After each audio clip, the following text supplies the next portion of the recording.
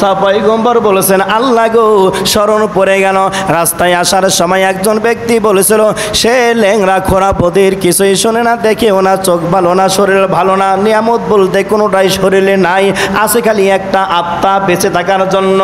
আল্লাহকে সে জিজ্ঞাসা করেছে তুমি তাকে কোনো উদ্দেশ্য নিয়ে সৃষ্টি করেছো কিনা, জানা তার বড় আফসোস, আগ্রহ।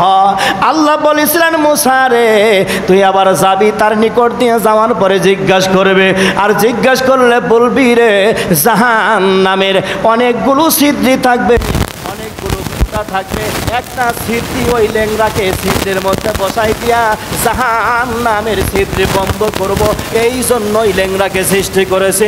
জোরে জোরে বলা যাবে আল্লাহু আকবার। কিসের ছিদ্রি বন্ধ করবে? জাহান্নামের। কথা কয় না, কিসের? জাহান্নামের। আল্লাহর নিয়ামতের কত দাম!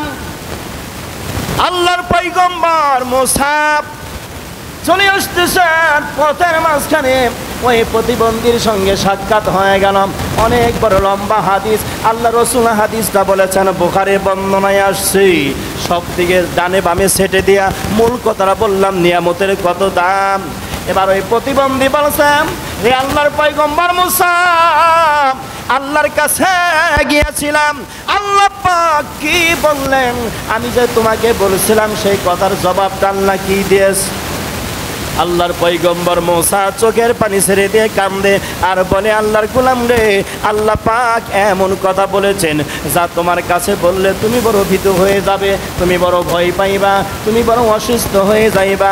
আল্লাহর বান্দা বলল, রে মুসা পয়গম্বর, না না না, আল্লাহ কি বলেছে সেইটা বলো, আল্লাহ যেইটা বলেছে ওইটার মধ্যেই আমি সন্তুষ্ট আছি।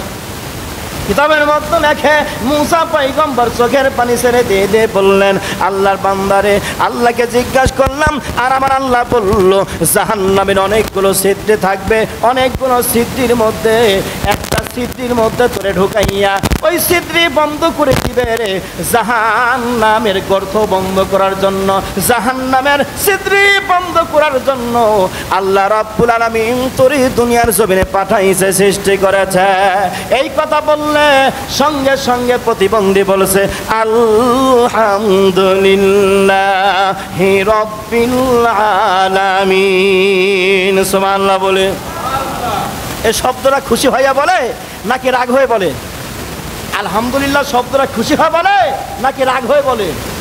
খুশি হয়ে বলে। তো এই ব্যক্তিকে আল্লাহ দিবেন কোথায়? জাহান্নামে। এরপরে ব্যক্তিকে রাগ করছেন না খুশি? এই ব্যক্তি বলছে, এ মুসা পয়গম্বর, আমি এতদিন ভেবেছিলাম রে হয়তো অজাত আমার আল্লাহ আমারে সৃষ্টি করেছে, কোনো কাজে আসবে না। আজ যখন বুঝতে পারলাম আমার আল্লাহ আমারে কোনো একটা কাজের কারণে সৃষ্টি করেছে, কোনো একটা দরকারে সৃষ্টি করেছে, মুসা পয়গম্বর রে আমি খুশি হয়ে গেলাম। আমার এতদিনের চিন্তাধারা সব উল্টা হয়ে গিয়েছে। ভেবেছিলাম অনর্থক আমার আল্লাহ আমারে সৃষ্টি করেছে, আজ বুঝলাম না না, আল্লাহ পাক আমারে অনর্থক সৃষ্টি করে নাই। জাহান্নামে যাবে তারপরেও কত খুশি, আল্লাহ কোনো প্রয়োজনেই আমাকে সৃষ্টি করছে। এমনটি বললেন মুসা পয়গম্বর আল্লাহর কাছে বললেন, মালিক রে, কেমন করে বান্দাকে সৃষ্টি করেছ, কেমন মন মেজাজ বান্দাকে দিয়েছ, জাহান্নামে দিবা তারে, এরপরেও সে রাগ করে না, বড় খুশি। আয় আল্লাহ, এত সুন্দর মন মেজাজের মানুষ দুনিয়ার জমিনে পয়দা করেছ। আল্লাহ পাক ওহী নাজিল করলেন, মুসা রে এটাই ছিল তার জন্য পরীক্ষা। রে মুসা পিছন তাকিয়া দেখ তার অবস্থাটা কি। কিতাবের মধ্যে লেখেন আল্লাহর পয়গম্বর মুসা নবী পিছনের দিকে তাকাইয়া, তার মানে প্রতিবন্ধীর দিকে তাকাইয়া লক্ষ্য করে দেখে এত সুন্দর সুষ্টি চেহারার মানুষ মুসা পয়গম্বর ওই জামানা ওই যুগে জিন্দেগিতে কোনোদিন দেখে নাই। নিয়ামত দেওয়ার মালিক কে?